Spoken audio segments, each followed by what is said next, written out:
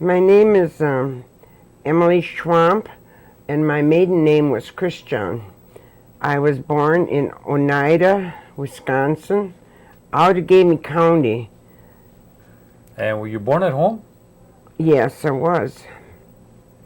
But I was fortunate. I was, at that time, everybody just were delivered by midwife, but a Dr. Kirsten of De Pere delivered me. Oh, from De Pere. From De Pere. Oh, okay. My dad had to go get him in a horse and buggy. Now, tell me your name of your mother and father. My father was Thaddeus Christian, and my mother was Lily Cornelius Christian. Okay. Her maiden name was Cornelius. And your brothers and sisters? No brothers and sisters. Oh, you're the only child. Because my mother passed away when I was 7 months old, Oh. and my dad did not remarry. And my aged grandmother brought me up, who did not speak English. And that was the reason I did not speak English. I only spoke my Oneida language until I was 8 years old. Then my grandmother, I always called her Ma, hired a neighbor to teach me to talk English because I'm going to school now. Mm-hmm. What was your grandfather and your grandmother's name? My grandfather was David Christian, and my grandmother was Louisa Christian. Louisa. And what was her maiden name? Denny. Denny. Now, do you remember the location where you where your grandparents were? Where I was born, yeah. Or their home? Give me Right home. It's wait, no, Oneida. It's about a mile southwest of Oneida, Wisconsin. Okay, is that going up towards Freedom? Yeah, kind of, yeah, not quite. You go off a little bit. More towards De Pere then, huh? More towards Seymour. Oh, Seymour. Oh, southwest. You're right. You're right. Yes. Mm-hmm. What road? What road did they call it then? They used to call it the Old Seymour Road. Okay, we know where that's at. Uh-huh. Mm-hmm. Are you Oneida? Oh yeah. You are? Mm-hmm. What's your name? McLester. Oh, are you? Who's your dad? My dad's name was Lee. What a small world. Honestly, I was born just down the road from you. Yeah. Blanche was a very dear friend of mine. In our day, you know, of course, yeah, we're both old. But I know Lee. I know the whole, the family. Mm-hmm. Of course, I don't know if they were. I've been away from Oneida for 44 years. Okay. Okay. So, Now let's talk about your grandma. And first of all, what kind of work did your dad do? he was. I was working in lumber camps, cutting timber and into pulp and wood. When you think of him, describe him. What kind of man was he? Was he short, stocky, or tall? He was a tall man, and to me, I always thought he was so good looking. My dad, he was tall and he had black hair. Of course, it didn't stay that way, but he had real black hair, and he was quiet, but he had a sense of humor. He used to play with me. He'd tie the rope to a tree, and then he'd swing it around, and I'd jump rope, different things. And we'd play ball and jacks, but of course, we never had jacks. We had stones, Of course, he'd always beat me. I had a lot of fun with my dad, and he, different little things he taught me. Of course, my grandmother was a very quiet person, but she was a good Christian, Episcopalian. If you weren't Episcopalian... Now, you lived on the Seymour Road, Old Seymour Road. Old Seymour Road. Is that... Where Amos Christian lives now. Oh, right down by the creek there. But it was a different house. It was an old dark brown house. We used to live there. That's right. That was years ago. Yeah. Lots of years ago when Gordy lived there, right? That's where I grew up there. My grandmother brought me up. And how much of land did your... There was 2 acres there. 2 acres, but she only really used just... There used to be like a creek going through there. Yep. Of course, it all dried out now. And she only used this side of it. Over on the other side, she didn't use it all. But we always had a big garden. Of course, that's what we live on for the winter. At that time, did you have running water and No. electricity? No electricity. No running water. We had to haul it down from that spring. There was a little hill. There was a spring down there. That's where we got our water. No running water, no electricity. Did your grandmother work out, or did she No, just work she at home? stayed at home. Okay. Now, did your dad speak Oneida? Yep. And both your grandparents talked to you in Oneida all the time? They all talk Oneida. What kind of work did your grandfather do? I don't know. I really don't, because old man David Christian, my grandfather, passed away, I think, when I was 3. Farming, I guess, because they used to have cows and chickens, but when he passed on, then she moved there where I'm talking about. Otherwise, we used to live further down toward the pier. No, Freedom. Okay. Freedom. And she sold her cow. We only had 1 cow, and we had a small barn, and then a chicken coop behind the barn, a little bitty chicken coop. So all she had was 1 cow and chickens, when I remember. What relation is Anna and Marie and Amos to you? Anna Maria and Amos are just like my sisters and my brother. Our grandmother brought us up. All of you, then? Okay. Together, you know. Of course, Anna was the oldest, and she was, oh boy, Maria and I looked up to her. She went to Toma, and when she come from Toma, she could do real good sewing. And she used to sew us some dresses. You know, Ma would go to Rummage and get this Rummage stuff and wash it and press it, and Anna would make us nice, we thought it was just beautiful dresses, you know, that Anna would make for Maria and I. Otherwise, my grandmother could sew, but she never made us clothes. What she did was make quilts. Oh, she was a quilt maker. Mm-hmm. She made beautiful quilts, too. Now that I remember, you know, I could never do it. And then I went to the Catholic school in Oneida. That's where I started, St. Joseph's. Why would you go there as opposed to the mission? I don't know why Ma sent me there. I was closer there because I'd have to go down the hill, you know, and then go to the... But I didn't like it there. Oh, I didn't like it. And of course, Ma, being uneducated and old-fashioned, she didn't believe the things I tell her, how cruel and mean the sisters were. They were, huh? They were mean to us. Not only me, all the students. Of course, she never beat me up because I used to be so afraid I'd sit there like this. I wouldn't move. I was so afraid of her. Who were some of the other Indian students in your class? Leo Dockstader, Chicken, Luella, they're both gone now.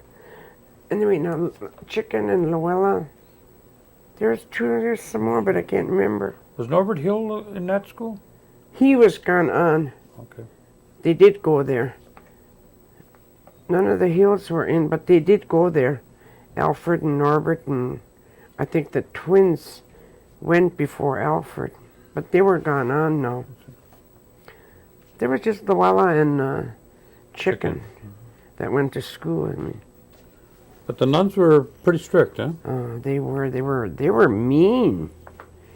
But I was so afraid of them that I would never do anything.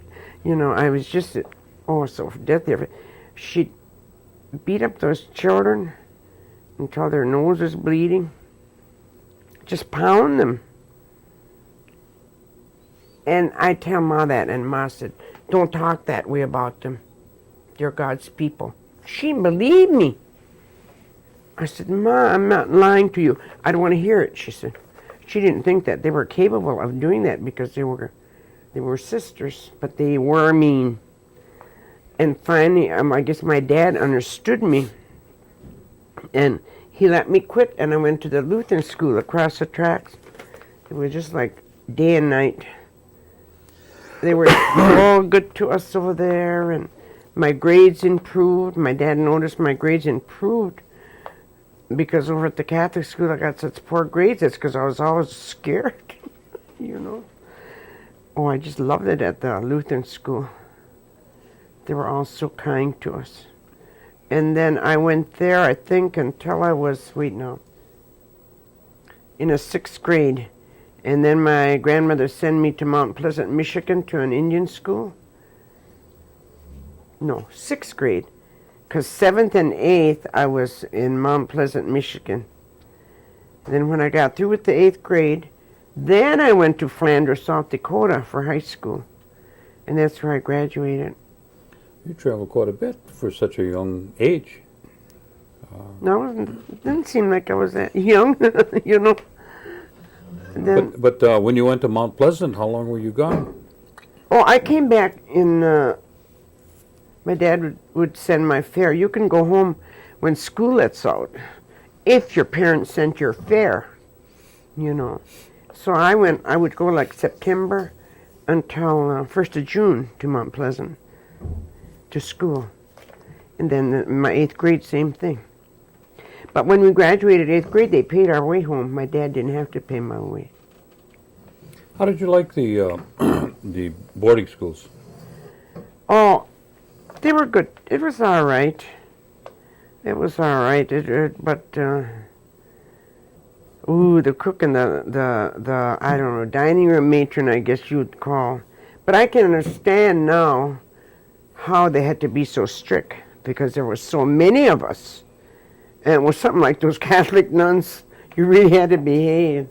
But I can see that they had to do that because the boys sat on one side and we sat on one side, the girls. And there were so many of us. So to discipline, well, I never got punished because again I was afraid of them. Tell me what the life would be for one day in the boarding school up at Mount Pleasant. What it would be like. It was very. Did you get up early in the morning? Early in the morning we got up. They made us take our showers or baths the night before. The next morning, the bell rang, and we all had to get up right away. And you were punished if you didn't get up. You'd lose your privileges for the weekend. You wouldn't be able to go to the show or go downtown because they used to let us go downtown. What kind of attire did you have to wear? All the same, or would you have? Let me see now. Oh, that's right. We had to wear their kind. Their kind? We couldn't wear our own clothes. Okay. Oh, they were homely. Were they were like a uniform? Yeah, they were just plain, but they were like jean material, but small white stripes. But you can wear a belt with it, but I thought they were so ugly.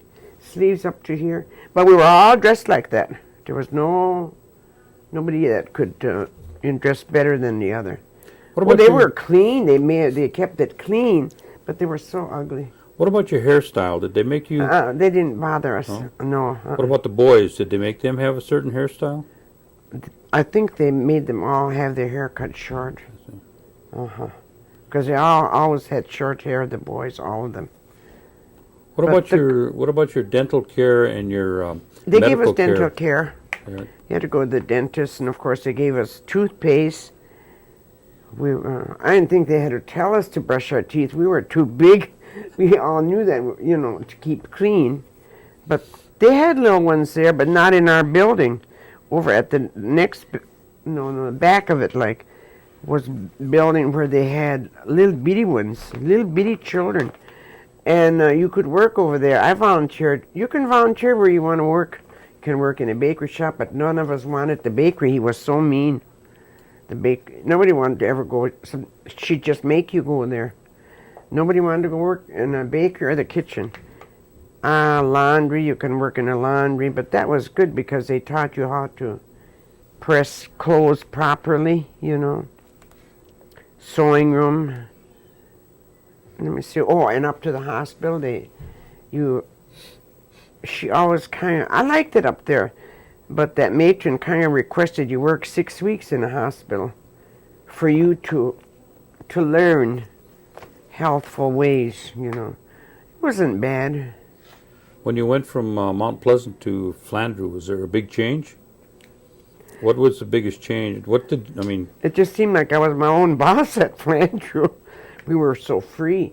I mean, we had rules, you know. We didn't. But if you went by the rules, you had no problem. They were very good. Or at Mount Pleasant, it wasn't that pleasant, you know. There was a big difference, and she watched your grades. The Mother Towers, we called her. Was a head one, you know. Then there's some matrons under her, but Mother Towers watched your grades. I know that I had good grades the first part of the year when I was freshman. Here toward the end, I knew I was fooling around. So she called me in there and she told me she was writing to my dad. Did I straighten up? I got scared because I knew my dad would be very, very angry at me. Jerry and I, that's my girlfriend, she was Chippewa. She's from Rice Lake or something like that. And her and I, we'd go to the library. You could go to the library not every evening, Monday, and they took turns. So many girls went one evening to study. So Jerry and I would sign up about twice a week, and all we did was fool around over there. You were supposed to study. We're supposed to study. And Jerry and I were just fooling around. Her grades went down, my grades went down. But Mother Arnold, she straightened us up. You know, she said, there's no reason why you don't have good grades, she said. There's no reason. She said, you have study hour over at the library. And I wanted to laugh, but I didn't, because I knew what I was doing. I was just fooling around. Let's go back to your grandma. When you're living at home with your grandma. Tell me you say that she belongs to the Stone Church. Uh-huh. What would a Sunday be like a normal Sunday be like at home? Oh, Grandma and I'd walk to church. But if she didn't feel good, I walked alone. And she made a special dinner. We were poor, but I don't know how she managed. She always had a nice dinner for us. And then Sunday afternoon, we'd either walk over to visit the neighbors, or maybe somebody would come over to our house. Who were your neighbors at the time that you can remember? There was Richard Metoxen, was right where Pat lives now. That was her parents. And then the next one was Eddie Green and his wife, but they didn't have any children.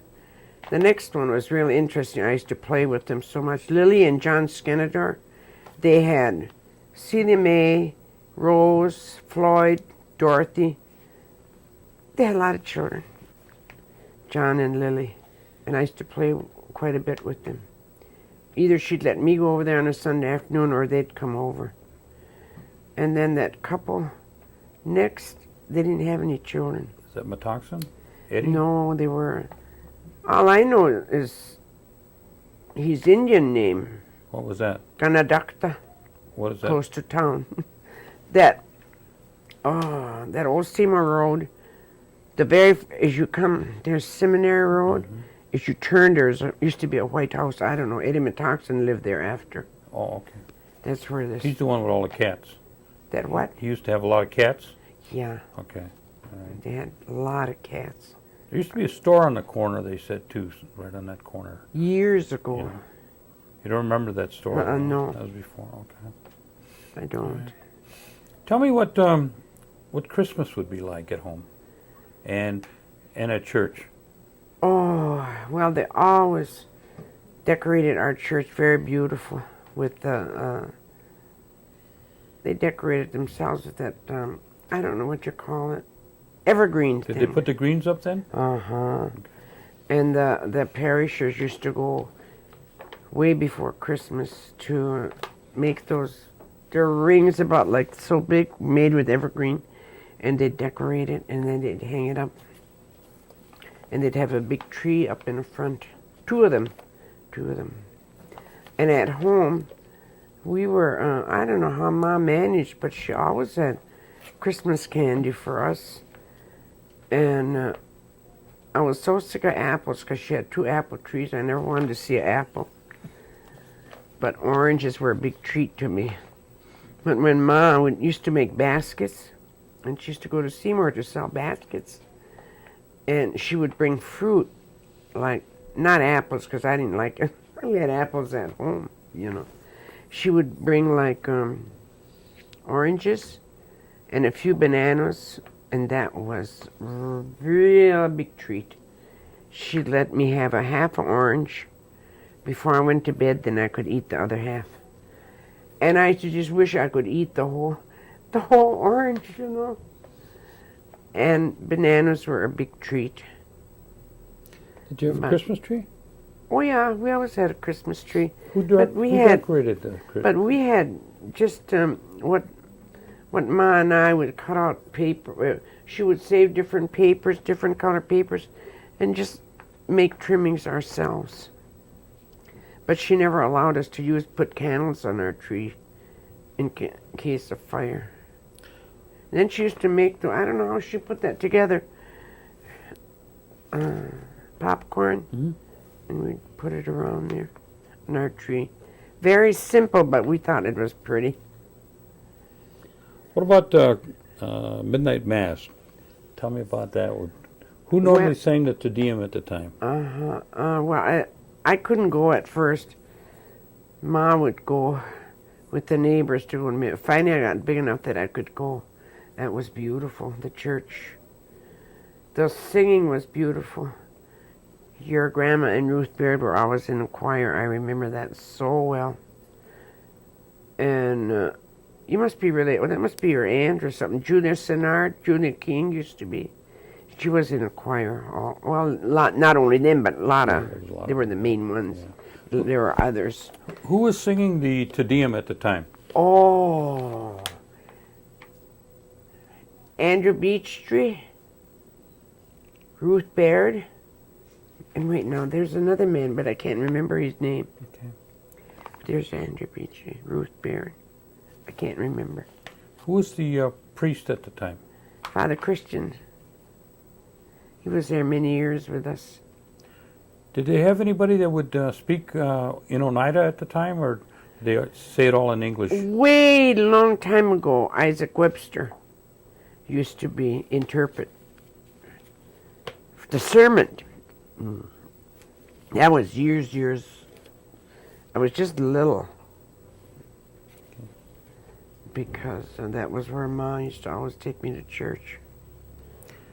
Did you know any of the sisters there? I remember Sister Amy. That was years ago. And others too. Well, then after they changed the Holy Nativity, they left, and then people from the east, don't spill, the east came. Mother Edith, Sister Mabel, Sister Harriet, and one more, I can't remember her name. Do you remember the hospital? No. I know the building, and I know they talked about how it used to be a hospital, but I don't remember that. What was it used for when you can remember? What is it? Oh, people were just renting in there like apartments. I see. When I remember. Okay. But I remember my mom saying that it used to be a hospital. And we had an Oneida doctor, Paulus. I think she said he got killed in the war or something. Yeah. What about when you were walking home? Did you go past Rob Elmer's? I remember Emma and, what was his name? Rob. They were sure good to the Indians. They always sold stuff real cheap to them. Or give it. If they didn't have any money, they just give it to them.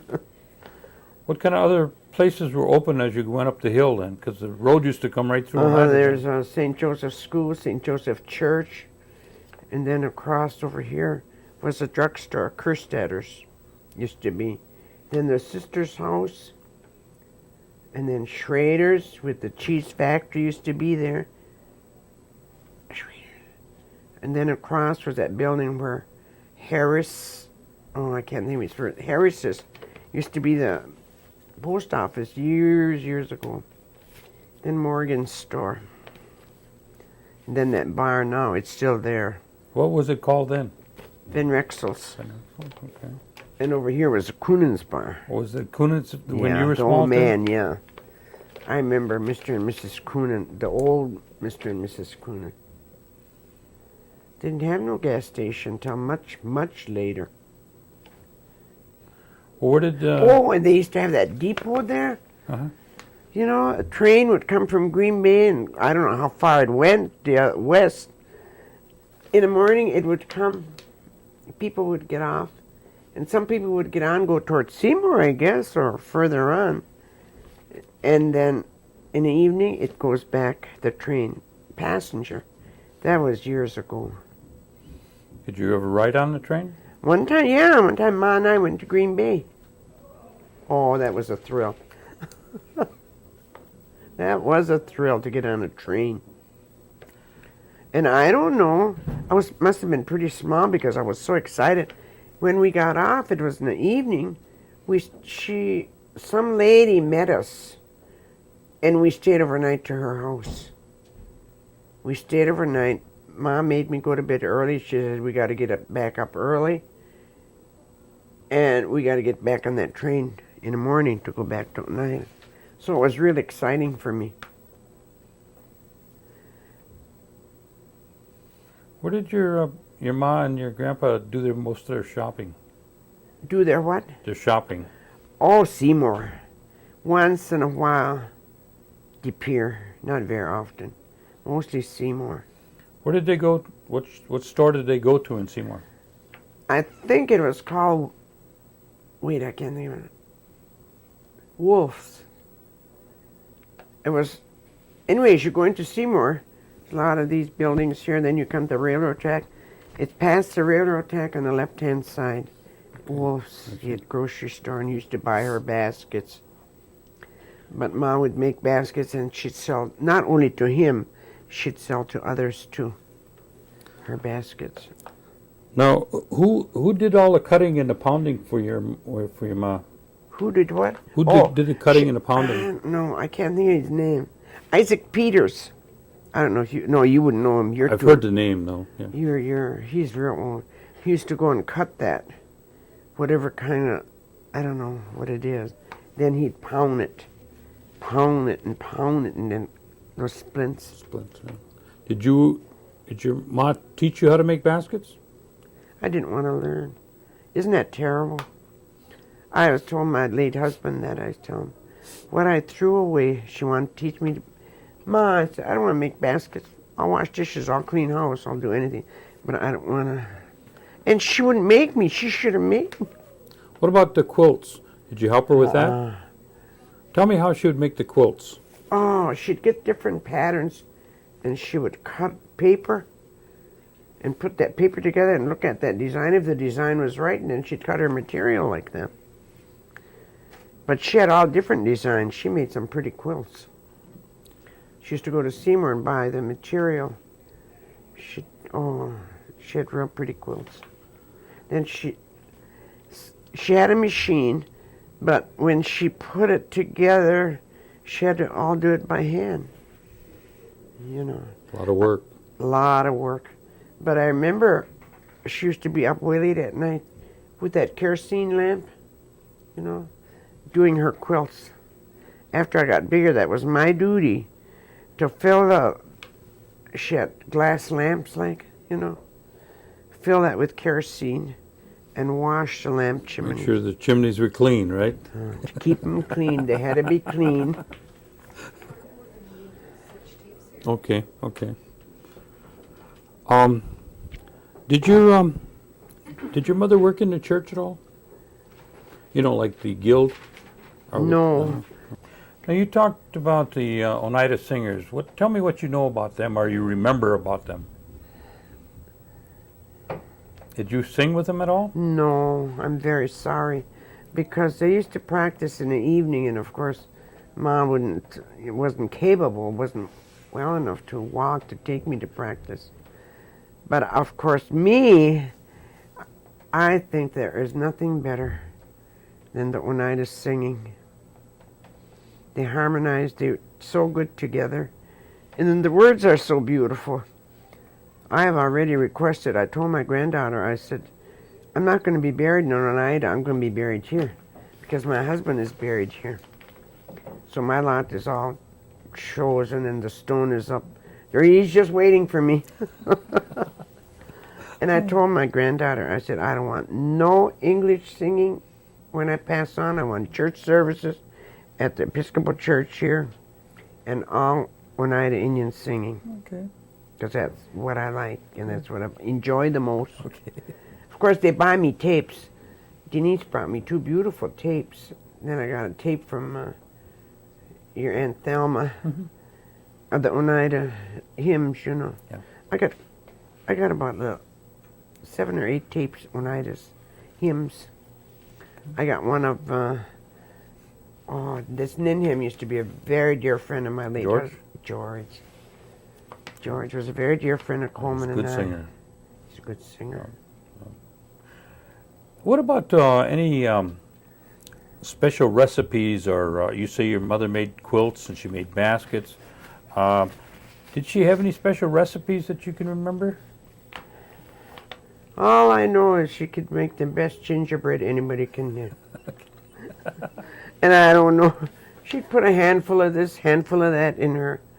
I told Anna that, oh, I make good gingerbread. I said, Anna, maybe you make good gingerbread, but you can't make it like Ma used to make it. Because she can't, neither can Maria. Maria don't try. But Anna does make good gingerbread. It's all right, but it is not like... As good, okay. I'll have to remember that. She makes such good gingerbread. When you were growing up with your ma again, did they use a lot of Indian medicine? Yes. And can you tell me about that? Well, it's another bad thing I have to tell about myself. Ma used to try and teach me, and I didn't want to learn it. Look what I threw away. Makes me sick when I think of it. Anna said that too. I should just kick you. You could have been Indian medicining now. Because Anna wasn't home that much.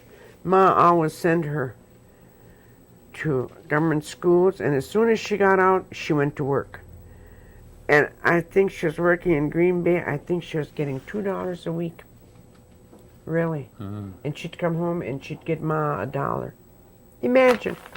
Yeah. It's unbelievable. But dollar'd go a long ways those days, though. What about after Christmas? What about Hoyan? Hoyan. Oh, Ma always made a lot of Hoyan. You know, I don't know her recipe, but she made good ones. And she never made them small. She always made them kind of big, you know. And, of course, like I said, we had that one cow. She would give the children, make them come in and warm up and give them milk with their Hoyan.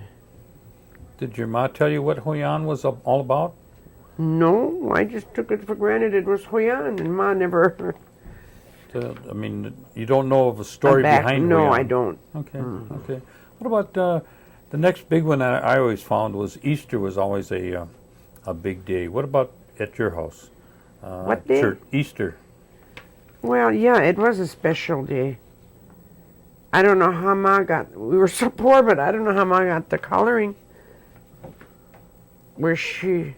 I suppose in Seymour, because we always colored eggs, and we had a special big dinner. She'd always butcher some chickens. Of course, church was the most important thing. We always went to early Mass. Sunrise service? Always, that was a big event, the early Mass. Did anybody gather holy water? Mm-hmm. We always did. Isn't that something? Who did that? She did. Your mother? Mm-hmm. Tell me about how that was done. Well, she told me, you're praying to the Great Spirit all the while. You don't talk to, you get up, you don't talk to anybody early before the sun comes up, and you're praying. All the while you go get that holy water, get the water from the spring, and bring it back, and you're praying all that time. That's how come it's blessed, it's holy. And it is. I remember Ma used to take a little of that, and if there was a baby sick in our Indian community, she'd sprinkle the holy water on the baby. And she always believed,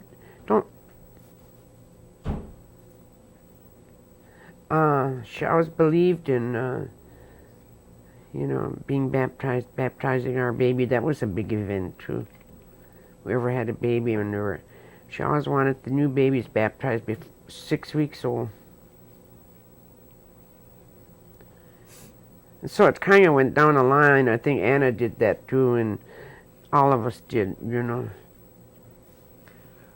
Now, you were telling me that you left Flandreau, and you were corresponding with somebody at that time. Yeah, with my husband-to-be.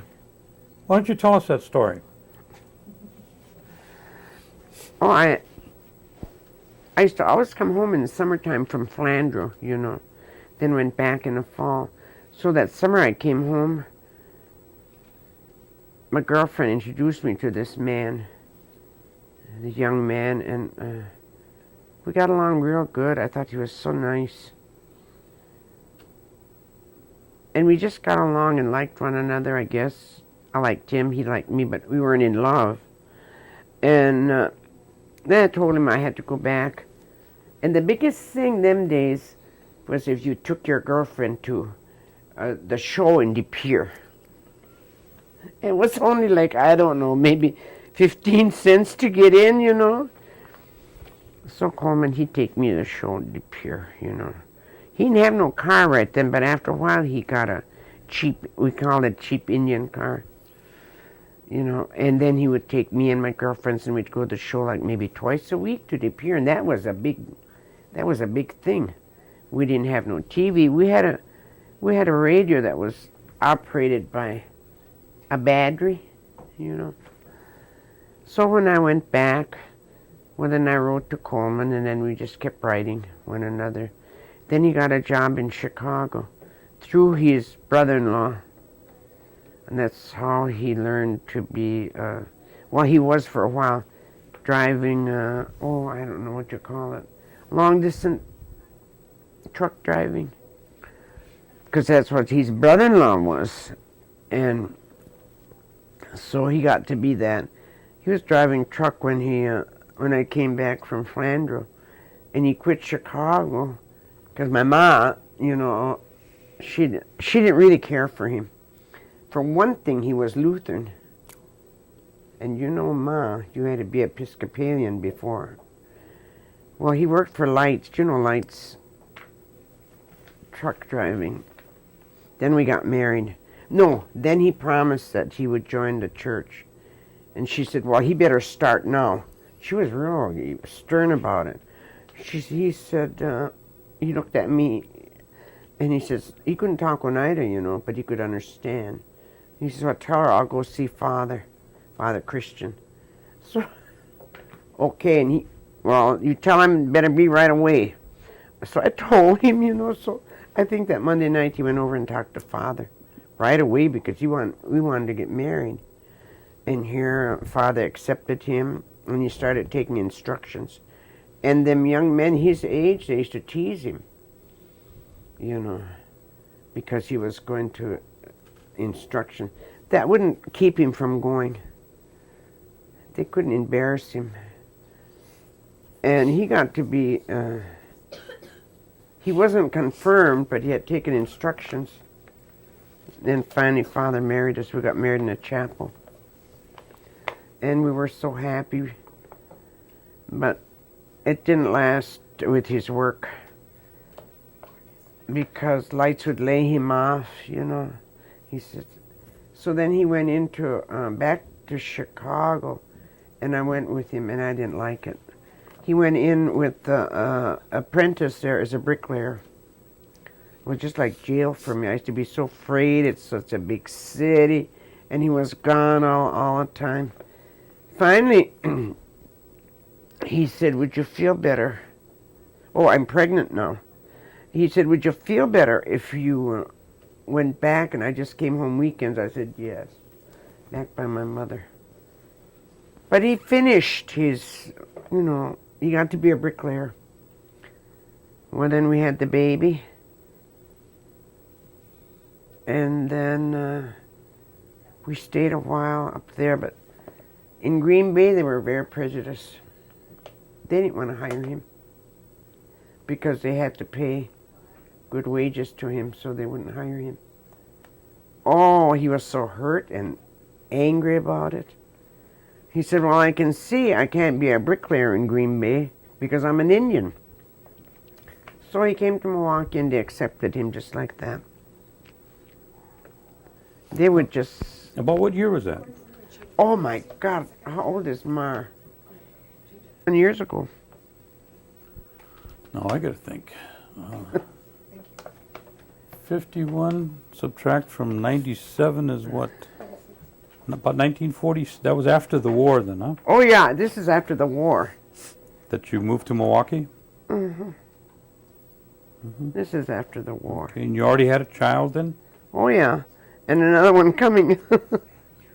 Okay, you moved down to Milwaukee. And that was And in we about were 1945, accepted. 46? And I told Coleman, I said, I do not want to raise my children in around Green Bay or De Pere. They were so prejudiced. I said, I will not have my children go through the embarrassment and the hurt that I went through.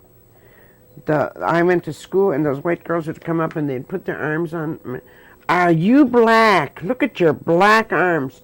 And they got me so bad that I wouldn't wear short sleeves. And like I say, Anna used to make me pretty dresses.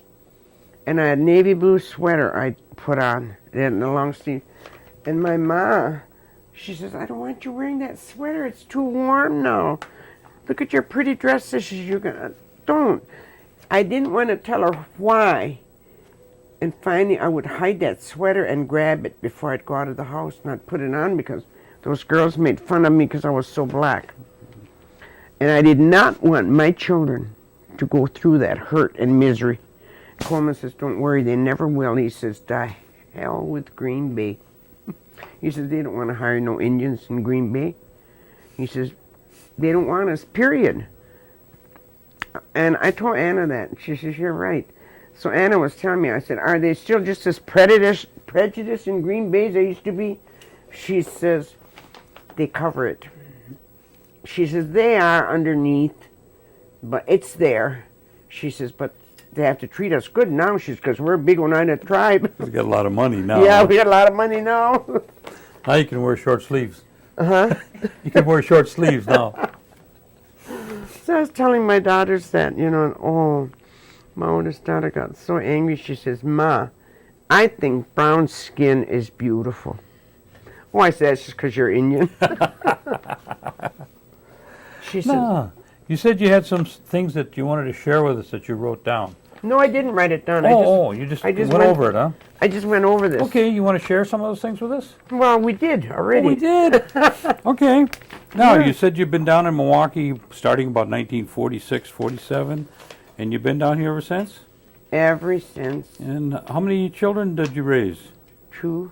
2. What are their names? Well, one has passed on. It's a kind of a long story. She passed on, and she left 2 girls and 2 boys. And the baby was going on 3 when she passed on. And Colin, my husband, and I took him and raised him. Kind of like your grandma, right? We took them because my husband, of course, naturally we felt bad. We lost our baby, our oldest baby. And that's the last thing she told me. She said, Mama, I said, you're going to get well, honey.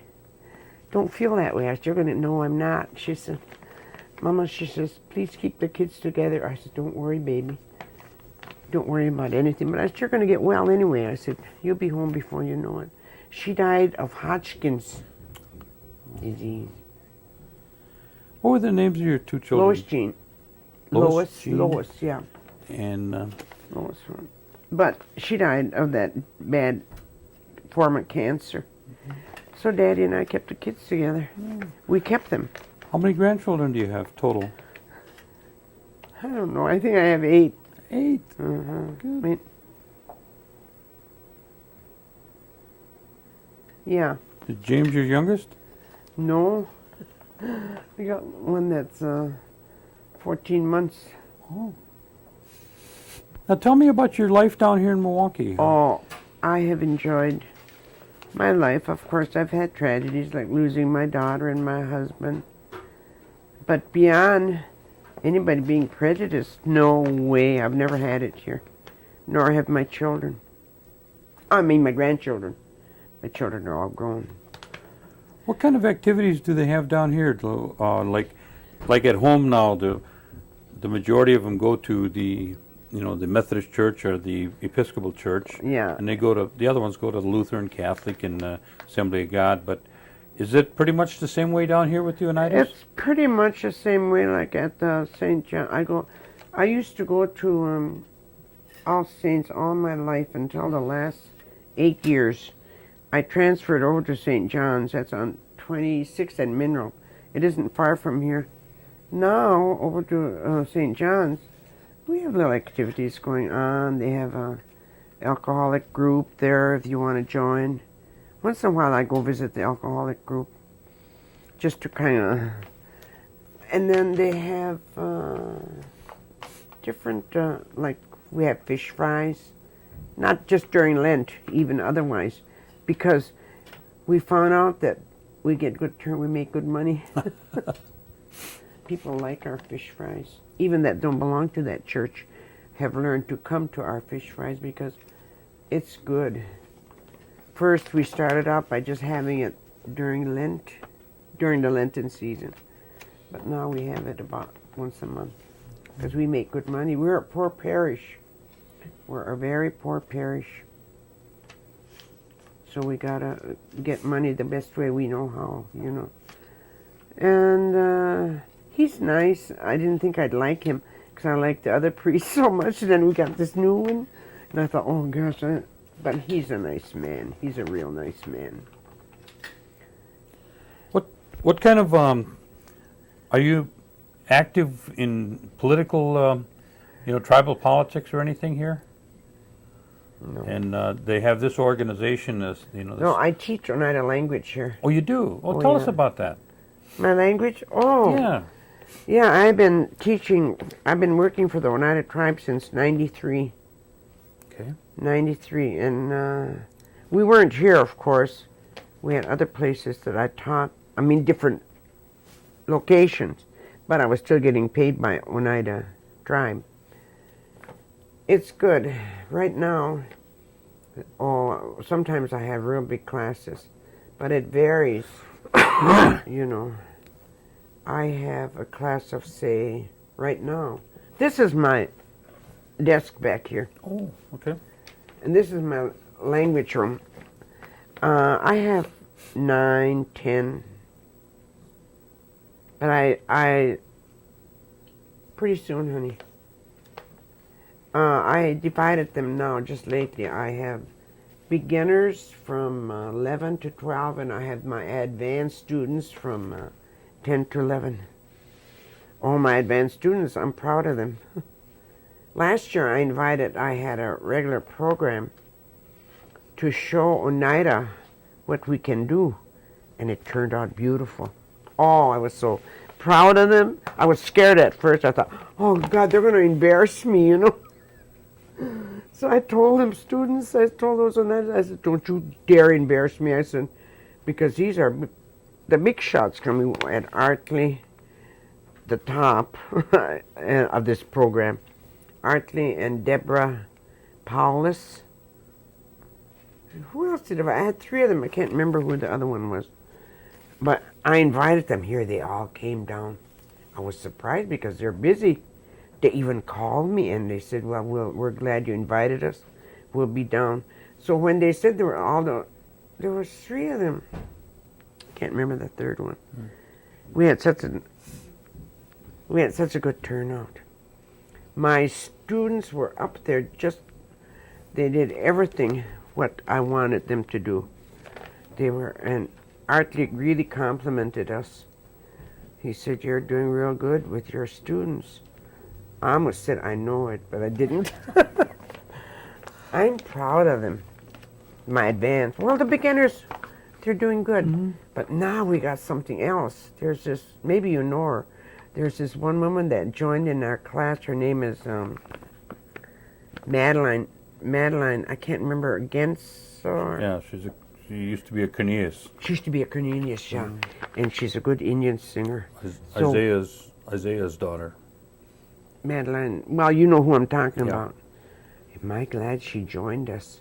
Because she's already starting to teach him 15. Oh, okay.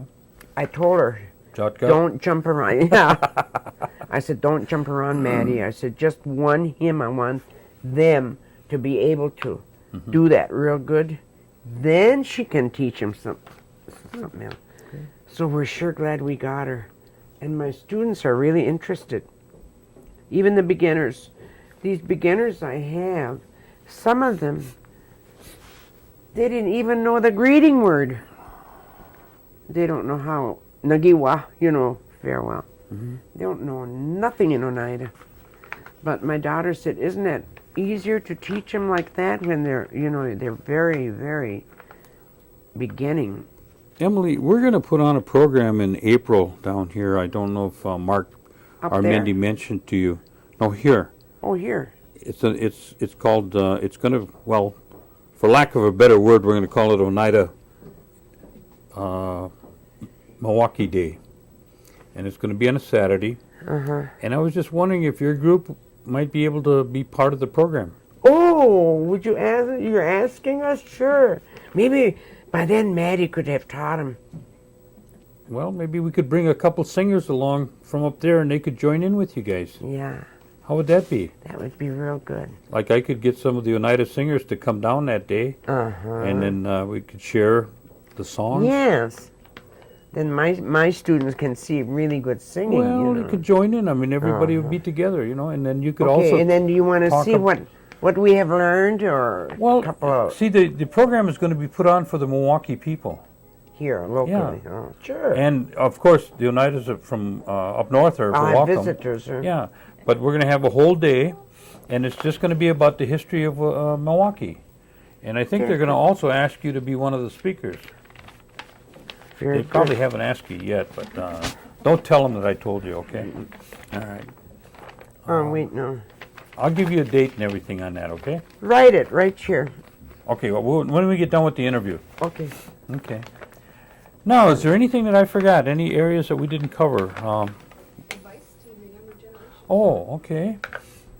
You've been in and around this country for quite some time now. And you've got a lot of grandchildren and a lot of young people that you come in contact with. What kind of advice would you like to leave them with in terms of any help that you think you might be able to give them for the future? Don't play in study hall or when you go to the library? Get educated. As much education as you can get. Regardless, it's hard, but that's what we have to have in this to get along with our white brothers and sisters, is education.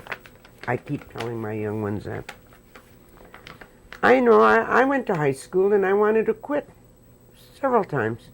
My dad said no. And I thank him all the time now.